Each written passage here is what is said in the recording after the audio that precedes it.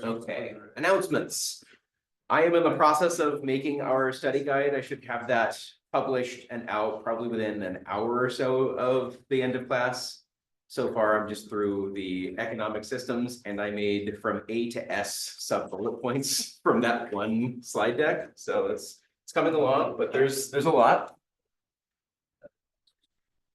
Let's see, so study guide today. As I mentioned yesterday, next week we'll just be getting some data for your final papers. We'll probably do that Monday, Tuesday, and Wednesday. I will at least start Thursday with an exam review to see what questions people have. We'll fill up as much of that time as there are questions, and then we can go back to more data if we need to, if we run out of questions. And then Friday, we'll take the last exam. Not too much future to look forward to when there's only a week left in the class. I mean, I guess there's stuff beyond the class, just not relevant to this class. Your future ends when this class ends. Any questions before we dive into the last 10-ish slides of content? All right, so we were talking about the pillars of combat. Let's talk about some more of them.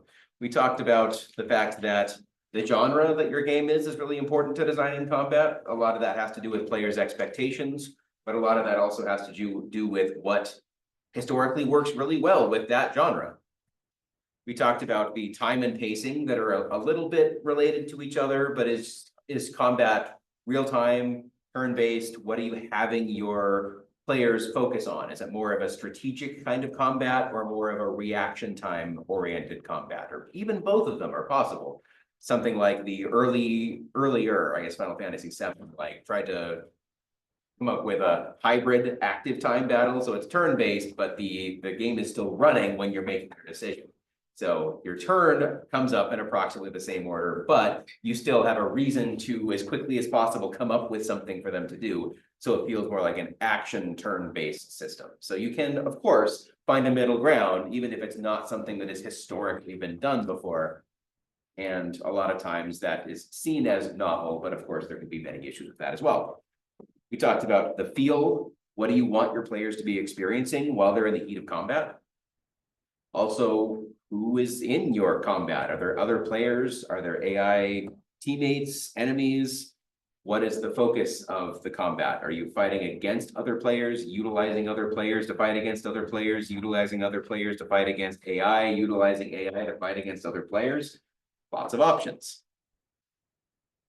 We can talk about the progression of combat.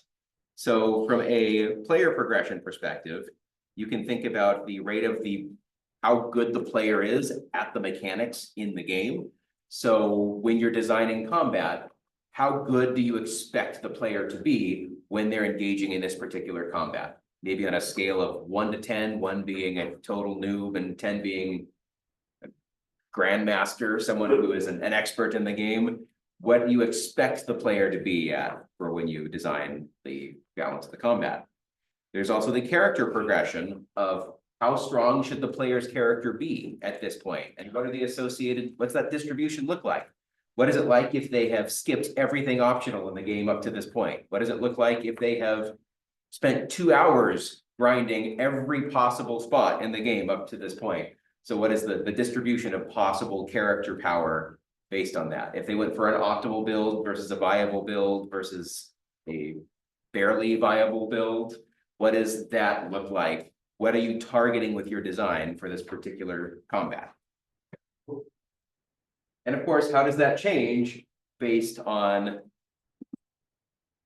how we are prioritizing this? Do we expect the player to need to overcome the combat through skill, something more like a Souls-like, where there's not a ton of grinding that you can do, or if you do that, it gives you such a little benefit that you still need to demonstrate mastery over the encounter? Or is it possible for a player to get around the difficulty by opting into grinding for that? Yeah. What about the possibility of changing the difficulty of future encounters based on how many side quests and such have been completed? We could do that. That's an option in adaptive difficulty. especially if you're going based off of the player's performance in battles. That way, when they opt into grinding ahead of something that's difficult, it's going to look like that was easy, so it ramps up the difficulty. So you don't even necessarily have to gather data on how much the player's been grinding. You can abstract both the power of the player's build and the amount of grinding that they've done, just in look at the performance that they have against enemies, and then scale the difficulty based on both of those in one. Yeah.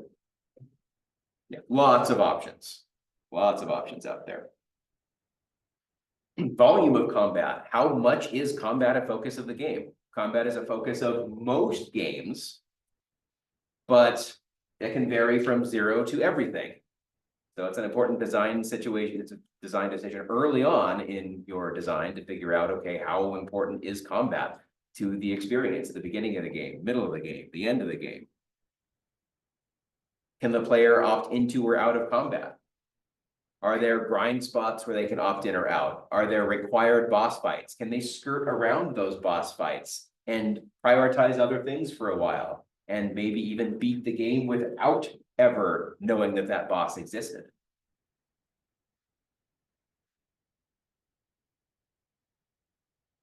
Yeah. And are there opportunities for like, more of a stealth?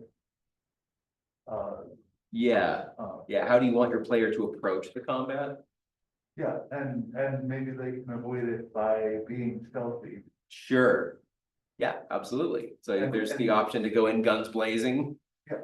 There's the option of sneaking around and maybe getting a sneak attack, and maybe you can defeat difficult enemies by just being stealthy. Or maybe you can use stealth to avoid them completely. Poison the air tree sentinel outside of Capital. Elden Ring may have done that to not waste my time against him. Just poison the boss's water supply. Everything needs water. It's not cheating, it's just call out. Once it's smart undead, it assist. doesn't need water then. Yeah, that's true. In which case, put healing potions in, that'll murder it that way. But it doesn't need water. Throw healing potions on. If it's red, it looks like blood. Oh no, it's a healing potion. So how much freedom do you have based on the other aspects of your game's design? So how long your game is really affects how you can design your combat. If you have a 1-hour game, you're very limited in what your combat can look like or feel like. But at the same time, maybe it's open-ended in that your player is not going to get horribly bored of any particular combat system in 1 hour. So maybe combat doesn't become as big of a focus, or you can make a big risk in the combat of a 1-hour game. On the other hand, if it's a 40-hour game, you'll need to think about, how do I change up the combat to keep it fresh from hour 1 to hour 39? You can also think of it in terms of how many assets do you need to design and balance. A shorter game requires fewer weapons and enemy types. A longer game requires more weapons and energy and enemy types. If you have some number of weapons and enemy types, you can think about this in terms of its derivative. How much are you expecting the player to learn and master on an hourly basis? What is the rate of their learning at each of those points? When have they demonstrated mastery over one weapon and are ready to start learning how to use another one? Do you want to give them the option to do that, or give them a story reason? Your sword broke, here's an axe. Your sword broke, here's a rock. Of course, all content takes time to make and balance. So the longer your game, you're going to be spending a lot more time inventing and balancing all of these weapons. And when this happens, often this scales polynomially with respect to everything else in the game. You add a weapon, you have to balance it against every existing enemy type.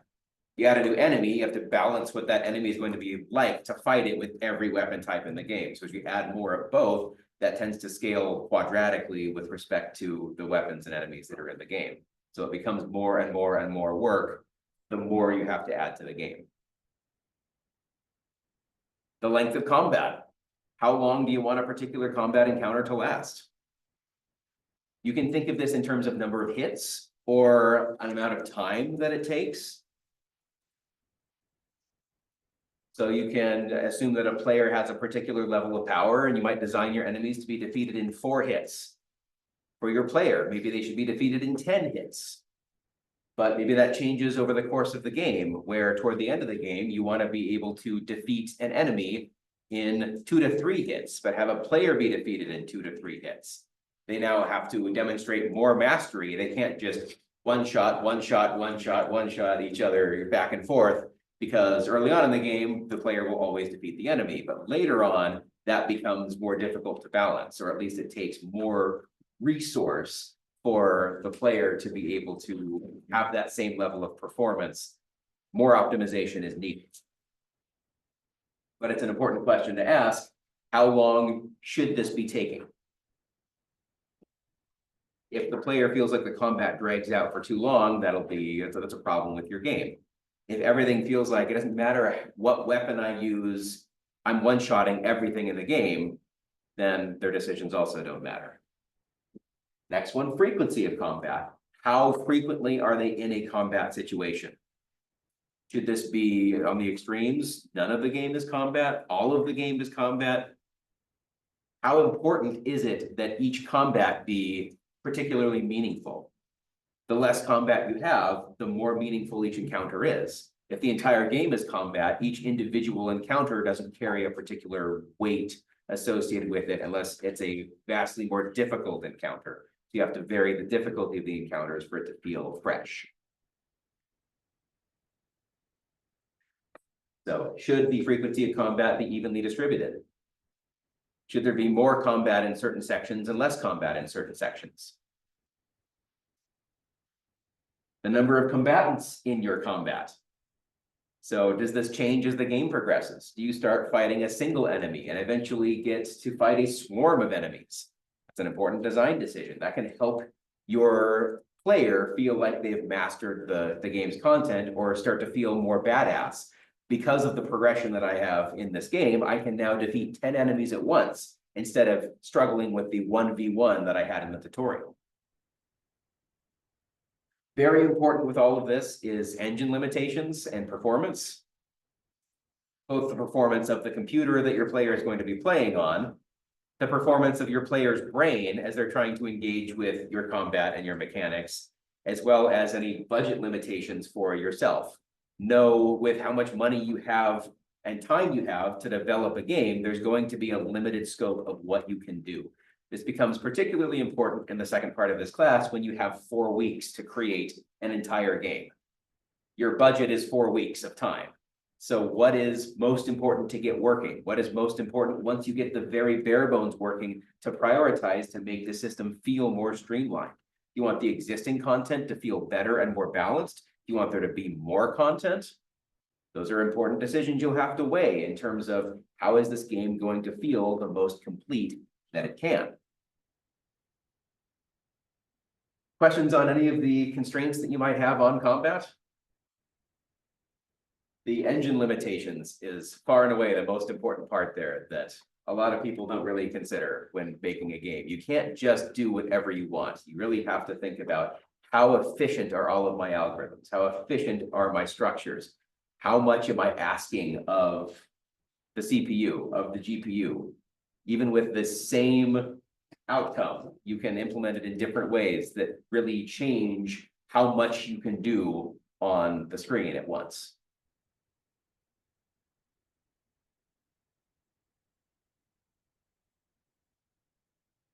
Next, we can talk about, all right, we have a combat system, but how do we change up that combat system to keep it fresh?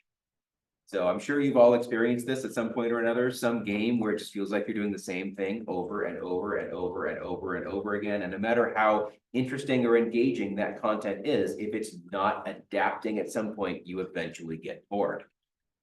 So there can be lots of different kinds of variety within combat. The first of which is visual variety. So you want to design enemies that look and act different from each other. You can't just use the same basic combat loop to defeat everything in the game. You need to approach each enemy based on its strengths and weaknesses and characteristics, and your build's strengths and weaknesses and characteristics. You can use size to your advantage a lot here because size can signal to players a lot of information without them needing to know anything more about the enemies. In general, large enemies look like they will take longer to defeat and like they might deal more damage to you. So all else equal, if you want to signal danger, make your enemy larger.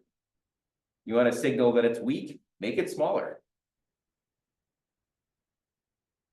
Using visual effects to telegraph attacks, it makes a player feel very badass when they dodge attacks constantly, and they feel really bad when those big attacks make contact with them, and they didn't know that that was going to happen. So visual cues at least turn that sense of the game cheated me into I didn't do well enough. There's something that I can do. When I see that visual cue, I need to dodge faster. So the player starts to take responsibility for their failure rather than blaming outwards.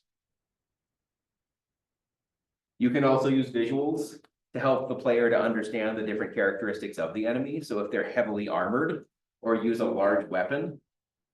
So think about when you're designing each of the enemies and weapons in the game, what should be equipping what, even with regards to the enemies the player has to face, to give the player as much information as you can without having to resort to the enemy walking up and saying, I am a big enemy. I have lots of armor, but they don't look big and they don't have lots of armor, but they have to state that. So the player is aware that it's going to take them a while to defeat and maybe they should be cautious.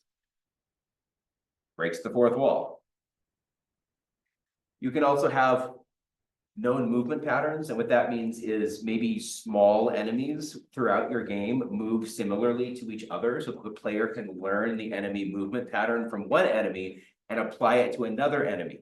Maybe you have a mosquito and you have a bee, and since they're both small flying enemies, they share some movement characteristics in common. So the player can learn, I defeated the mosquito in this way. I think I can at least have a similar approach to the bee, and maybe there are some slight differences, but we call this transfer learning in machine learning, but it's the very same thing for a player. You take a prior experience and they're going to use that prior experience to try to take advantage of the next situation. You want to allow the player to do that so that they feel intelligent.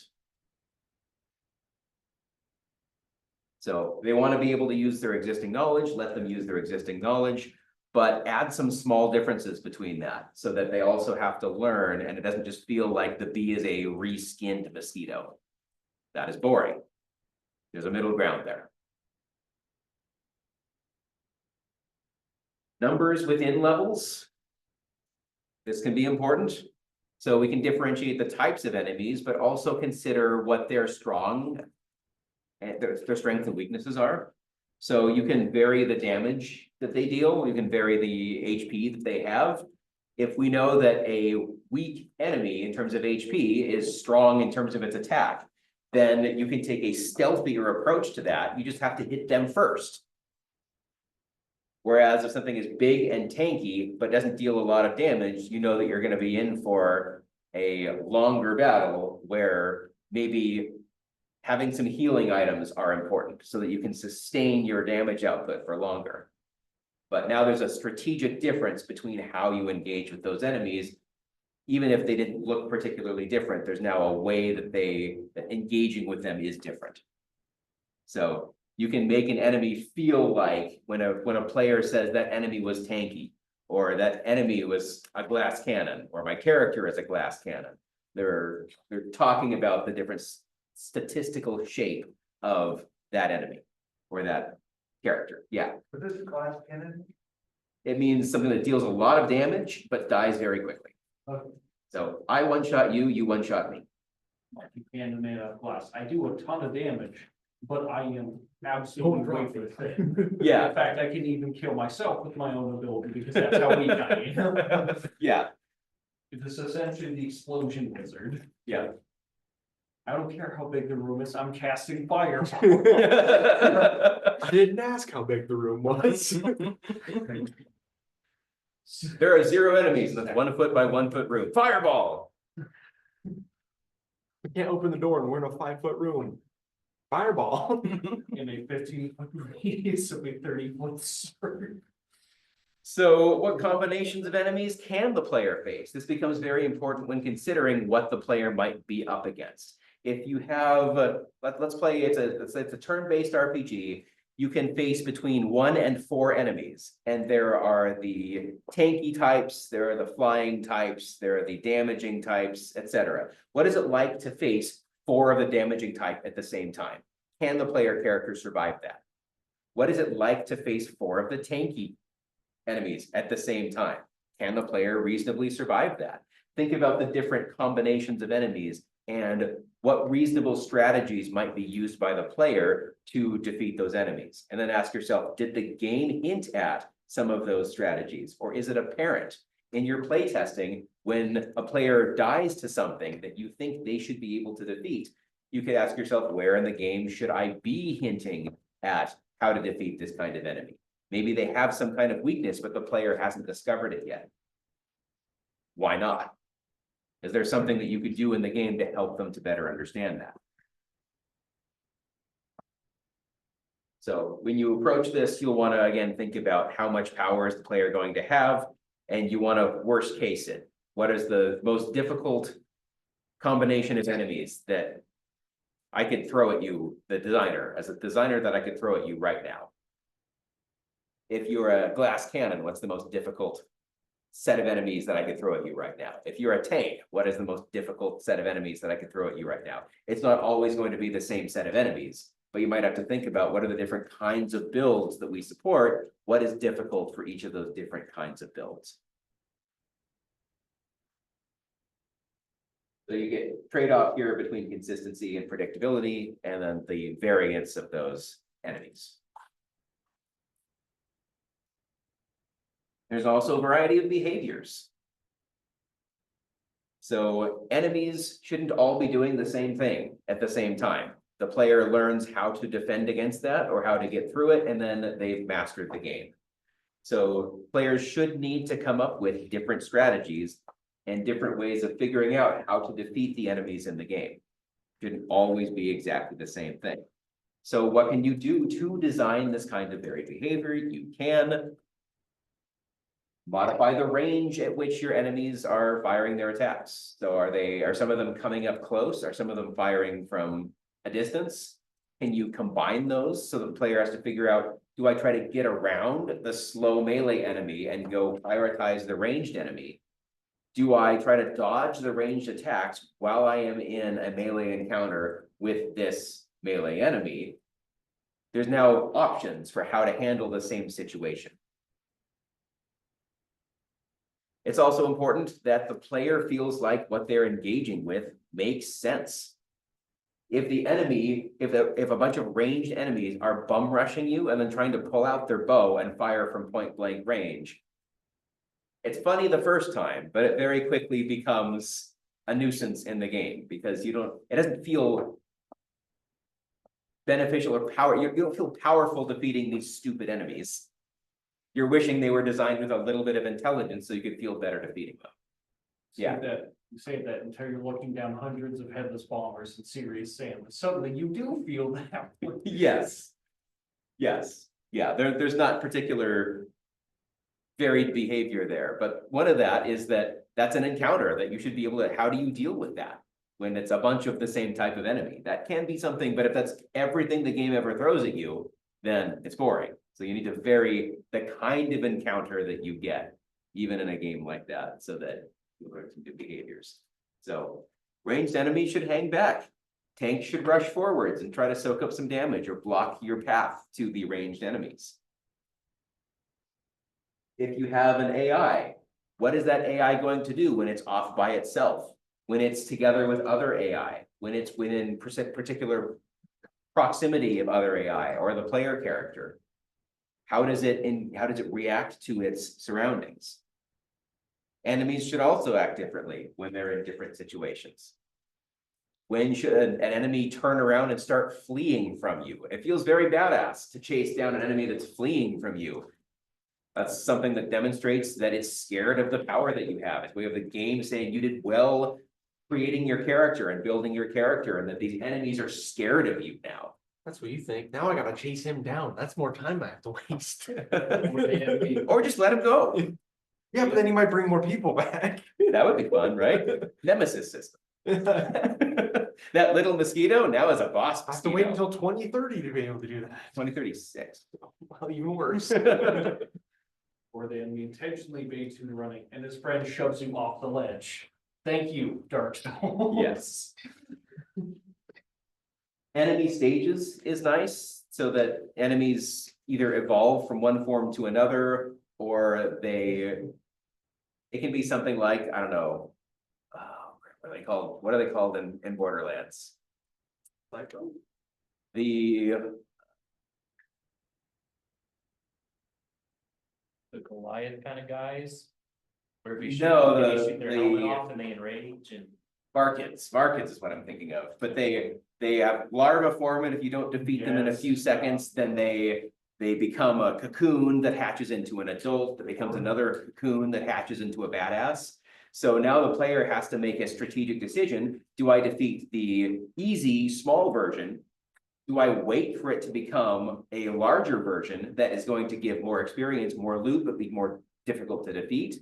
But that creates strategy just because that enemy type has different behaviors and different stages associated with each of those behaviors.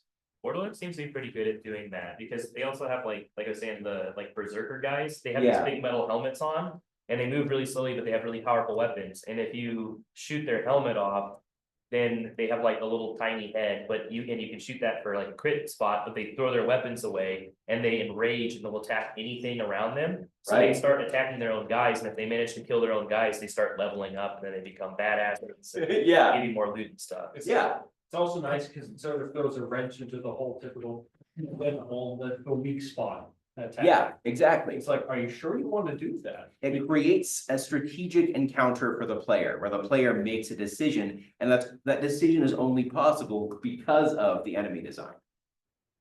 So I think Borderlands is a great example of really intelligent enemy design, where they still feel fun to defeat, but you, the player, have the option to opt into additional difficulty. That's really cool.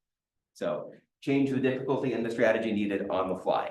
There are some excellent examples of that, but it feels very rewarding when you have that power.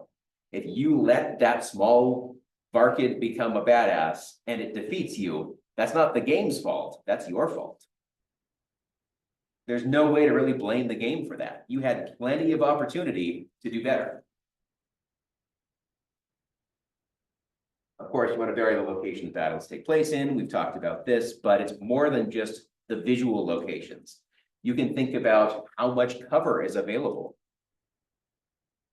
You can think about, are there any mechanics that you can add to the game based on the location that you are? If it's an underwater level, then you can start to add the amount of air that you have to part of the combat. So there are plenty of ways that you can change up how a player wants to approach the combat that's just based on the location of the combat and not anything else. I How like dare to you think of- recommend escort quests? Oh, right. Some of them can be done well, but it's few and far between. I liked, for instance, in Dead Space, having how the encounters change when you were in a vacuum as opposed to in a space in an actual ship. What happens when you don't have gravity? What happens when, and just designing around that for interesting encounters, even what used to be a typical encounter now could become a scary encounter because controls weren't quite the same. You had to worry about running out of air. You had to worry about aspects that it just changed the entire nature of the combat system. So of course, you should also, any behaviors that you add to the game have to be remembered by the player. Keep in mind that some players will play a game through to completion from beginning to end in a few sittings or a few days. Some will take a pause as life becomes difficult and they're going to want to come back in a couple weeks or a couple months. How much about that game are they going to remember? Do they have an easy way to catch back up? Is there a way for them to remember how to do the combat, how to deal combat damage to particular kinds of enemies, to remember what the weaknesses are? If you're expecting that by the end of the game, the player has mastered every enemy's weakness type and is able to exploit it, What happens if they take a couple months off and come back? Are there some easier battles that they can opt into to remember what those strengths and weaknesses are before they move forward with the game or the narrative? So, of course, players have to know and remember the entire possibility space to be able to make the best decisions that they can. So if your game has a complicated possibility space, think about what options do you have for the player to actually engage with that and learn it if they've been away from it for a while.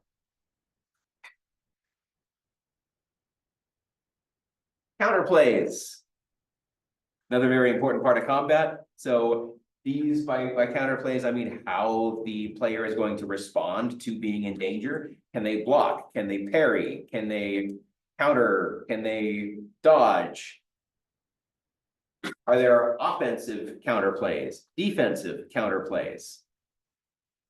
For strategy type combat, can the player restore health in the middle of a battle? Can they heal the status effects that happen to them? That becomes a counterplay to being poisoned or confused or hit with an attack that is an instant kill effect. Do you have enough ability to resurrect your allies?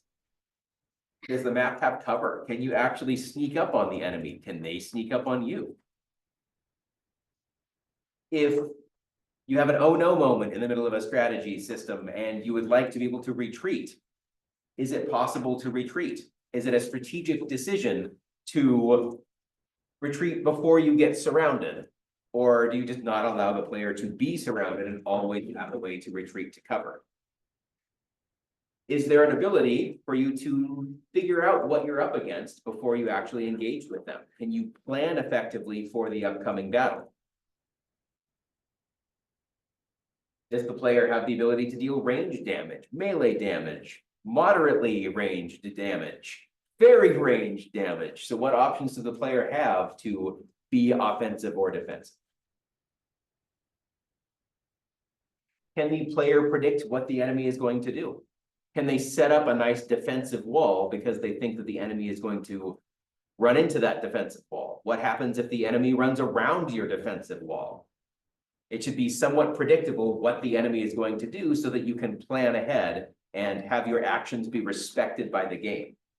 If you're going to plan for something in a strategic game, you want that strategy to work out or to understand why that strategy didn't work out.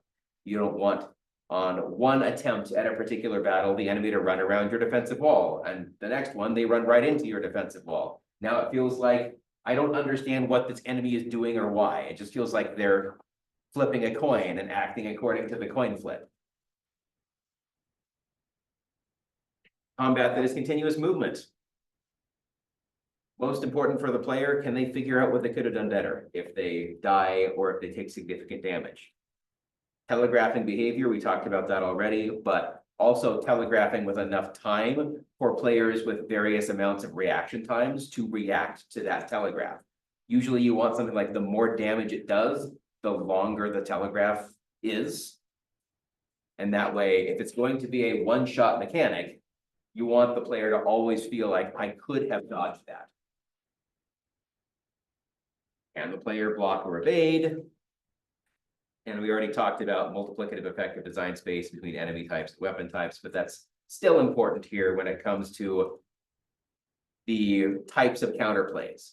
If I can block or parry counterattack or dodge roll or jump or equip wings and go up in the air or dig into the ground or lots of different options of how you could do something, you're going to get decision paralysis in your player if there's this telegraphed attack that's coming.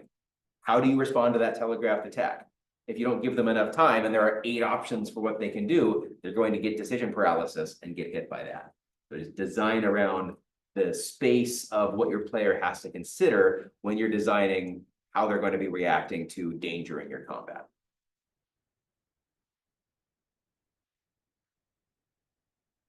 Time between encounters, we talked about this. Let's go into a little bit more detail. Out of combat time really serves a couple different purposes. One, anticipation. We're going to be building up toward the next important combat.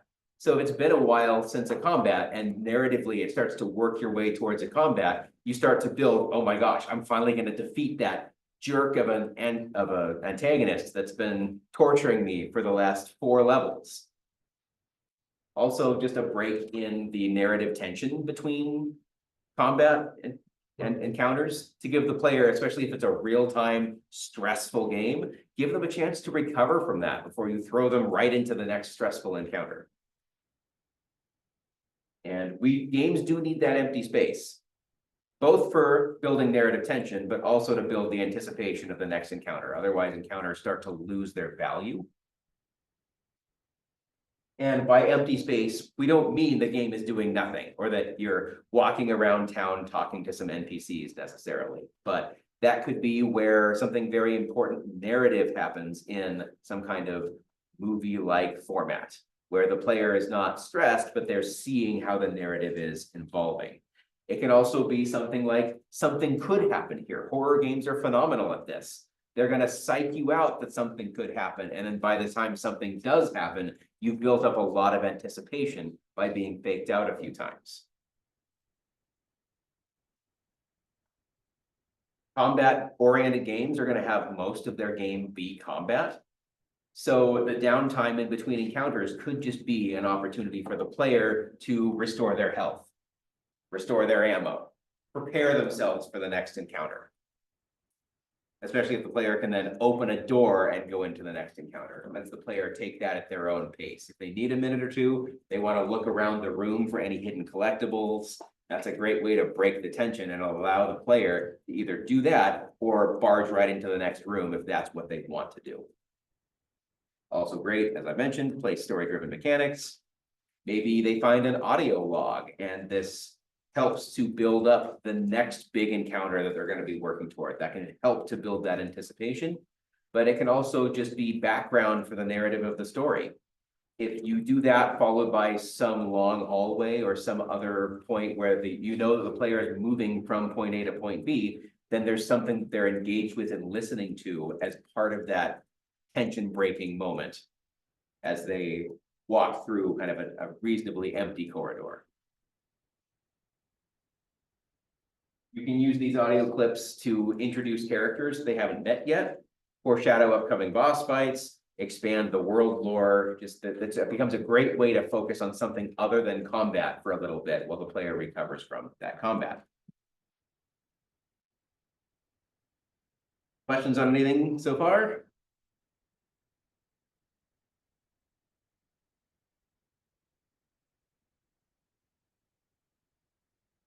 How do we figure out what the associated player and enemy power should be? We talked about that we need to think about what the player power is. We need to figure out what the associated enemy power should be, but what do we want to figure out for that?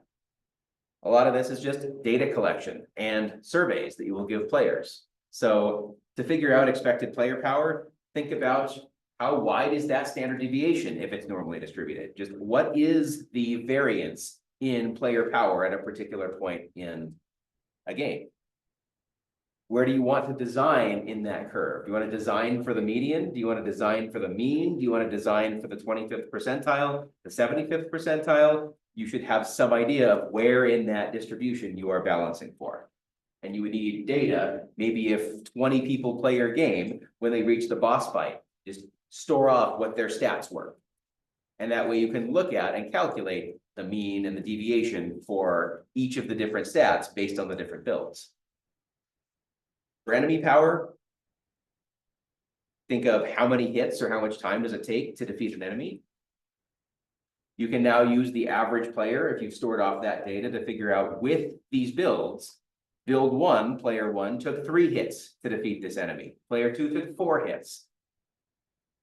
You can come up with that data and use that as a balance path to figure out what should the enemy's power be here based on the actual real power real players were when they got to that point.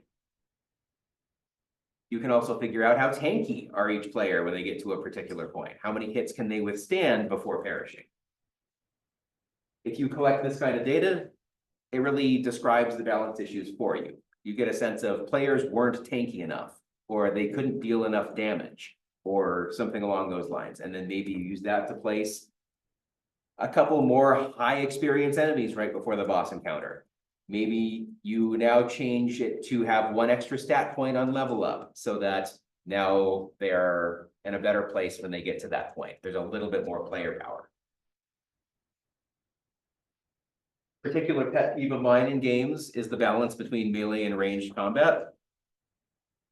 If your game supports both of them, getting the balance to really feel good when you have melee options and ranged options, what do we as designers do? What do we need to consider to balance those against each other? Going into it, your players are going to expect if you create a melee character, they're going to be tankier. They should be able to take more hits in combat because they're going to be in more dangerous situations more frequently. A very important design question is, because they are tankier, should they be able to escape from an encounter? Should they be able to move faster than the enemies do to be able to effectively kite them like a ranged character might want to be able to? So for those of you who don't know what kiting is, you're dealing some damage to something and running away, and it chases you. But since you're faster than it, eventually you're far enough away to get in some more attacks. It's closer to you, and then you move farther away, and then you can get in some more attacks. And it's a way of evading damage. But you have to run, attack, run, attack, run, attack. Can your melee character do that? If they're supposed to be tankier and take more hits, it goes against the design of going into combat and being able to withstand those hits. Maybe the strategy of being a melee character is building your defenses to the point where you don't need to run because you can't. That's not to say that's the right choice, but that's something that you should consider when designing melee characters. Yeah. I can't remember exactly what game or games. I remember this happening, but I definitely remember, where if I got an enemy too far away from where their like base is, like where they started, Yeah. they Go back. immediately stop. They just start ignoring me, go back to full health immediately, and then just go back to their. Yeah. Yep. That's usually an engine limitation. Okay. But I especially remember that with Titan Quest, where the actual way to defeat many of the bosses in the game is to run away from them. They will follow you, but eventually they reach a point where they want to just turn back and go back. So then you get within that range and then they turn back. But then as they're running away from you, you fire at them from a range distance, get close enough, lure them close enough to that again, that you run away, and then they have to, so you effectively have them doing the kiting, where they seems like they're fleeing and then coming back to you, and then fleeing and then coming back to you. It breaks the fourth wall. It does not feel like a boss encounter. Guerrilla tactic that's finest. In this case, they go back to full health immediately, and then they won't. Like even if you try to attack them, they still will just continue back to their original point. Yeah, that is strange. Yeah. That's a lot of MMOs will do that. Yeah. Okay.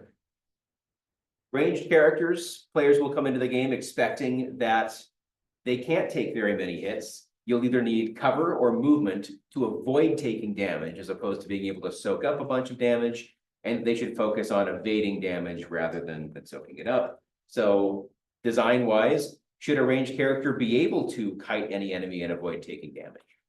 Should you allow a ranged character enough speed to be able to escape any situation? Should it come down to the player's skill playing the ranged character? Or should there be some instances where if they don't make best use of cover, or if they don't focus enough on their damage or on their defenses, then they get overwhelmed quickly? So of course, I can't point you in any one-size-fits-all solution to this. It's very much based on the game, but it's always worth asking those questions when you're designing a game, because there will be a right answer for the game that you're trying to make, based on everything else that you want the player to do, the design of everything else in the game. So it's worth thinking about that question. Degenerate strategies is another fun thing to consider from a player's perspective, because rather than taking on the player's perspective of trying to find the degenerate strategies, now you're the designer trying to prevent degenerate strategies from entering your game, or identifying degenerate strategies that are in your game. So of course, a player is going to want to do the best that they can within your game systems. So basic definition, some combat loop that's effective in every situation against everything. So players will seek out an optimal solution over a fun solution. If you can kite the Titan Quest boss in that way, then you will. You're not going to go test your build against something and use the healing resources that you need to do that when you could just kite and use no resources. This means that the player doesn't have as many reasons to care about your mechanics and the interactions of everything that you've designed. It's not something that you intended. So you can really, there are two big things you can do about this. The first is to remove the strategy. But the second I find to be even more interesting. So of course, if the players say they're having fun with it, they won't be having fun with it in 2 weeks or 2 months, and you will have retention issues with your game, and maybe a lot of players won't actually go beat your game because they get bored of that degenerate strategy by the time they reach the end of the game. The second and more fun way is to take the degenerate strategy and make it a core component of the game moving forward. Not too many people think of this as an option, but you start to make all of your new content to say, all right, players are doing this. Let's now give them more options with this. Let's now design tougher enemies that make it more difficult to do this effectively. But this becomes now the way that you engage with the game is with this degenerate strategy. So now players can interact with that in various different ways, and you can design entire content or entire expansions around that being something. I made it up to the single last slide. So here's the last slide of the course. As you pack up, I'll do my best to talk about it. So there's this concept called the illusion of winnability. A game shouldn't be fully winnable, or at least fully optimizable or exploitable, but the player should feel like if they play optimally, they can get close or they can get there. A great example of this was Pac-Man, the original Pac-Man, which the later levels are so difficult that it's extremely difficult, and in fact, takes an AI usually to be able to defeat the game. But when you are learning how to play Pac-Man, it feels like, all right, I understand these mechanics. I've mastered these mechanics. This level looks beatable. I should be able to do it. When in fact, it might take hundreds of hours of practice at this to be able to do it. So this could be something like Through the Fire and Flames in Guitar Hero, which was beaten at double speed, but perfected at double speed for the first time a few weeks ago. If you're curious to look up that video, it's really impressive. It is possible, it's just your poor fingers. At double speed, it's And the ridiculous. controller too. Ridiculous, so cool. But again, just the last piece of blaming the gamer controls is a problem in your game. If your players are blaming the game, there's something you can do about it. You've done well with your design if when they fail, they blame themselves. No one takes accountability nowadays. Obviously, they're cheating. So to give you a sense of, I can talk about this next week too, but the first topic we're going to start covering in next quarter's course is game AI and actually making intelligent systems for games.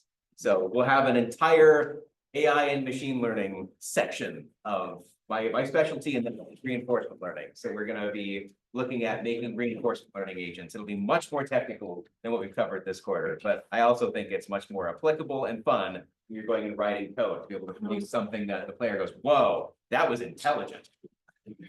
So we'll talk about that starting next quarter. Yeah. We'll make the CSCD for next quarter. It's still going to be 439 the first time that it happens, but I'll be doing everything from a 475 perspective. Okay. Which is what it will be starting next year.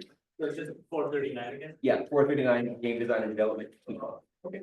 We said a cards are new. Yeah, Monday we're going to be, it could be that what you want for that is just the original harmony with your changed mechanics. Or maybe you take your original deck, make some changes, come in and do that. If you can get the final version of your cards ready by Monday, that'd be incredible. But I'm not necessarily expecting that people are in that situation. We will be taking Monday, Tuesday, and Wednesday to play. So prioritize based on the data that you'd like to collect over those 3 periods. Cool, thank you. Yeah, have a good weekend and I'll see you next week.